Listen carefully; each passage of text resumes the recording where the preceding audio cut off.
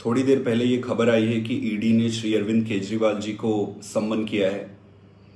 Bharatiya Janata party और नरेंद्र मोदी का एकमात्र उद्देश्य यही है कि किसी भी तरीके से अरविंद केजरीवाल को खत्म किया जाए।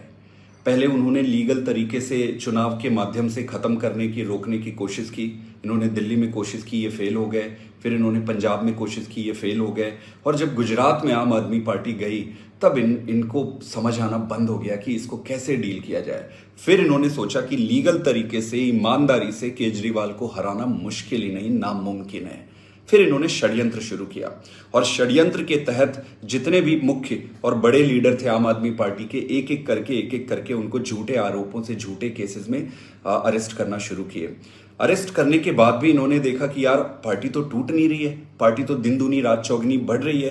फिर ये अपने प्रमुख, इनका जो मुख्य उद्देश्य था अरविंद केजरीवाल को रोकने का, खत्म करने का, उस पर आए और आज इन्होंने सम्मन जारी किया है। इस पे किसी को बहुत ज्यादा आश्चर्य है नहीं, क्योंकि जितने भी इन्वेस्टिगेटिंग एजेंसीज हैं वो बीजेपी के हेडक्वार्टर से ही ऑर्डर लेते हैं।